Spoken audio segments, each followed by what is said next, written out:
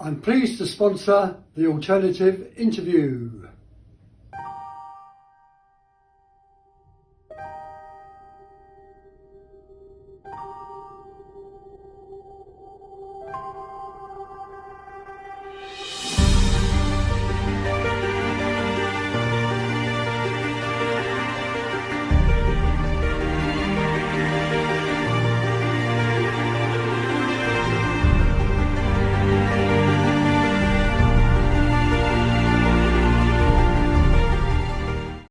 And so, as you touched on earlier on, the bulk of the squad had already signed up for the next season. And I don't suppose that was a difficult decision to make, was it?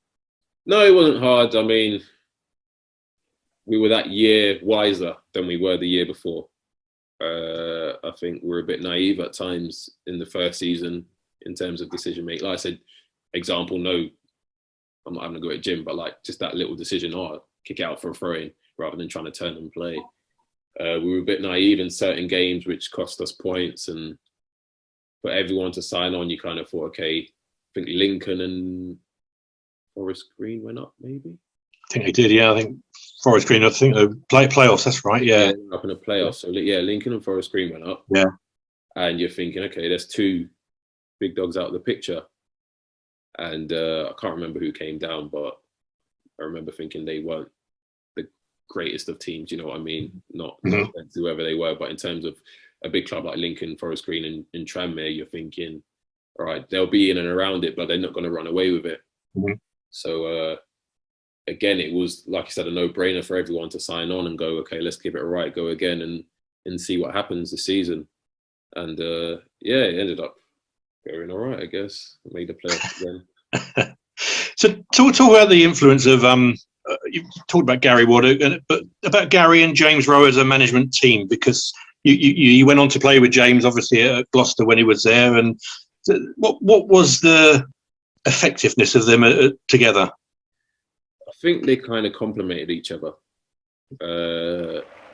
Not saying that Gary couldn't lose his head, because when you did, how do I explain it? When Gary lost his head, you kind of felt like you let down your dad.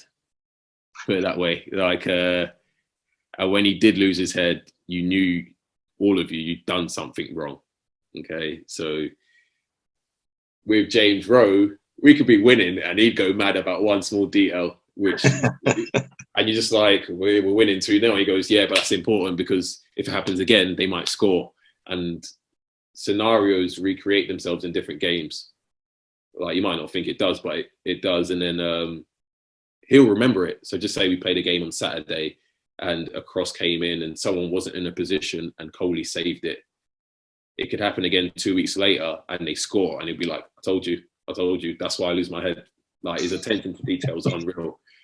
But they complemented each other basically based off that and their attention to detail in football and what they wanted us to do, and their research of opposition teams of where they could hurt us. So Rowie would mainly do the research on the opposition, and they'd speak together about where we could hurt them. So in certain games, I normally played on the left, I might play on the right or centrally, just because they thought, if I'm in that position, this could happen. Or if Idris is in that position, that could happen. So different people had different qualities which could hurt them. So I remember we played a game against Dagenham and Nick Arnold played left back because he'd come in and deliver a ball. And I think I ended up scoring back post Dagenham at home. And you just think, these lot thought about playing Nick Arnold left back. He's a right back. You know what I mean? So they complemented each other really well. And like I said, they've done great stuff together. Obviously, towards the end, we ended up being in a relegation scrap. But their time together was unreal for the club. And I think unreal for Rory as well, because he learnt a lot from Gary. I think he's probably still in contact with him now, getting ideas and whatnot, because he's so experienced in terms of managerially and playing as well. So he's pretty much done most things in football. So yeah, both of them together. Rory's learnt a lot, and I'm sure Gary learnt a lot from Rory as well. And so for you, the start of the 17-18 season doesn't quite go to plan because you get injured just before it starts, didn't you? So that's a real frustration. I can't think of anything worse from a footballer than getting injured before the season starts. That's just mind-boggling and frustrating. Yeah, it was horrible.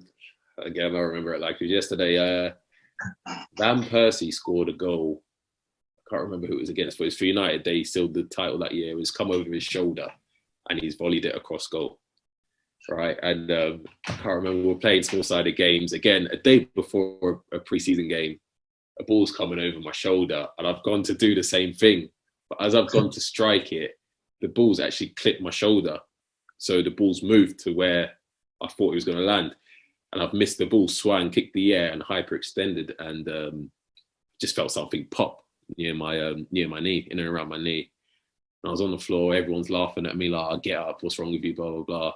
Initially, I didn't think it was that bad, but I ended up being out for 2.5, 3 months, I think.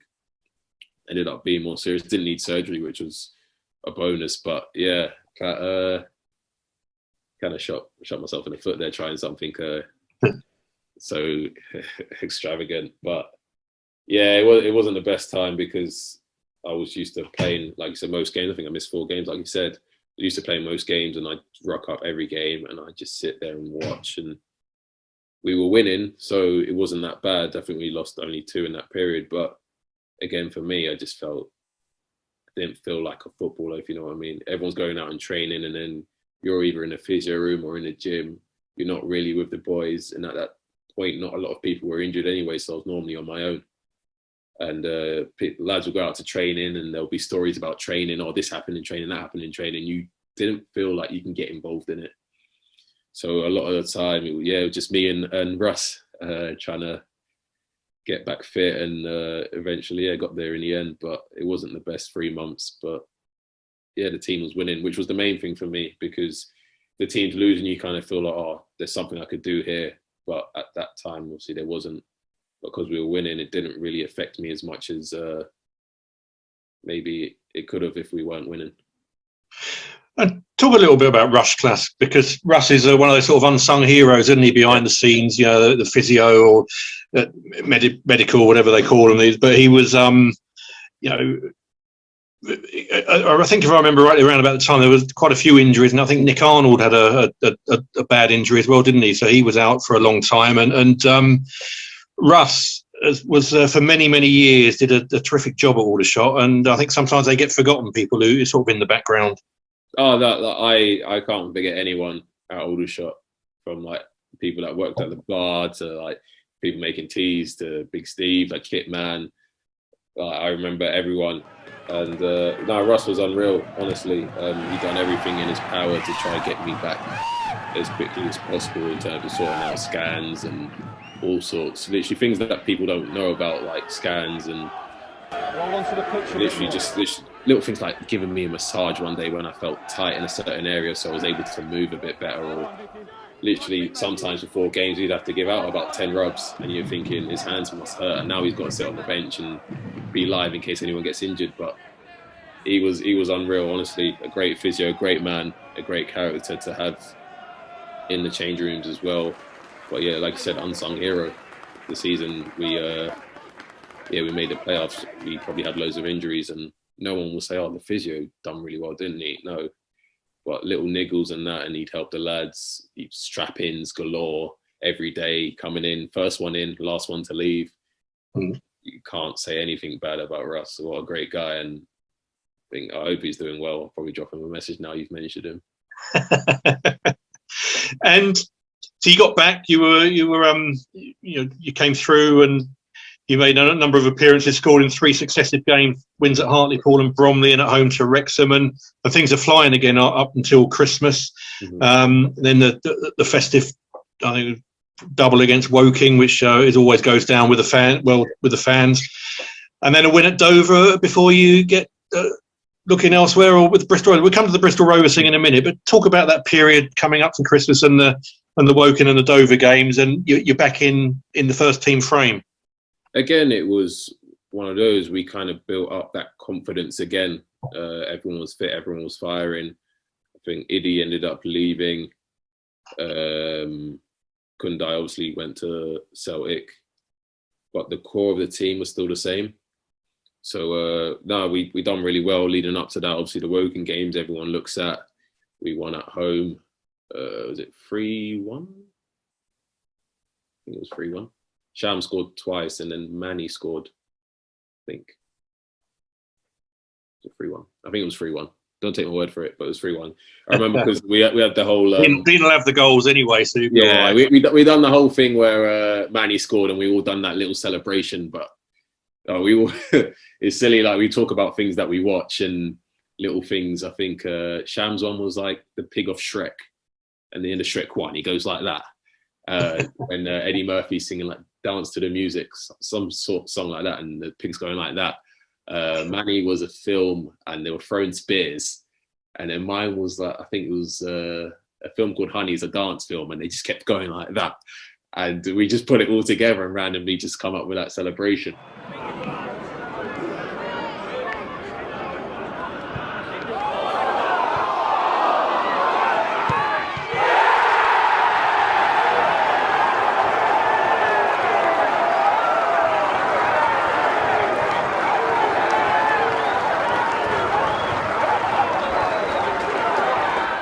And also you go away, and when you go away to Woking, at that time, there was one thing that was guaranteed, was Rennes scoring, because they absolutely hated him.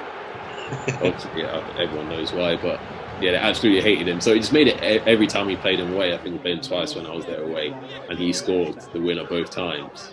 It's just unreal. Literally, imagine being the most hated person in that stadium and scoring. There's no better feeling.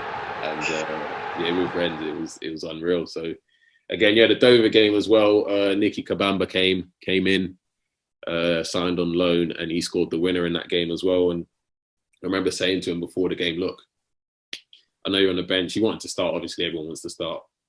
I just went, look, you're going to come on and win us the game. You're going to score. You're going to score. Came on and scored. And yeah, it was a great feeling as well, because I think during that period, I think we were first or second. We were up there, first or second. I remember beating Bromley, the Bromley game. That took us top when we played with 10 men for ages. So I remember that game afterwards, celebrated with Rory in front of the crowd, and it, like, unreal feeling like, look, we're top of the league. Kind of feel unbeatable, and thinking, look, this is the year we'll go up, because the team we had, we probably deserved to go up, even though we weren't as big as like your Tranmeres, etc. As a team, collectively, we were probably better, but lacked that experience which maybe Tranmere had, and other teams in and around it had as well. Did you ever talk to Scott Rendell, with the Woking games? Was there always that edge, talking about it in the build-up? It wasn't really an edge, sorry.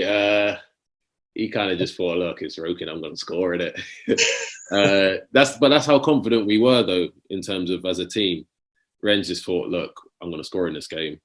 And he'd love it. He'd just laugh it up, literally. He'd come in and just be like, look, told you, it's easy. But they were games, obviously, you look forward to. There's rivalries, and every team has a rivalry. And I didn't know much about the rivalry when I first signed. And then obviously once you play in it, you understand it a bit more and you look into it more. So playing in all 4 of the games I ended up playing, and I think we won all 4. Yeah. And yeah, it was unreal. Like I said, Rennes, he scored a hat-trick against them as well in one. So in the 4 games I played, I think he scored 5 or 6. So yeah, that's the Rendell derby, that one. He can have that one. He loved it every single time. But we just knew that for the fans, it was the biggest game of the season. Every game, like, every game is big, but that game, they want to go home saying, oh, we won. They want to get on Twitter saying, oh, we beat you again. So that game for us was the biggest game, and we played them mainly back to back over that Christmas period every time. So we beat them once, and then there'll be a game in the middle and we play them again. So they could change things depending on what they've seen us do in the first game or the second game. Do you get what I mean? So It was hard going into it, thinking, what are they going to do? I think one game they changed formation, and another game they changed about 6 or 7 players. But again, the result was the same, which was unreal for us as a club and the fans. Like, the fans just lapped it up as well, breaking the is it called a hoarding board? Yeah, that's it. Yeah, on the side. Yeah. Yeah, it broke that a couple of times, and I think I still got the photos on my phone of literally everyone lying on the floor and people getting squashed at the bottom. But one of the games that will live in my memory forever. That.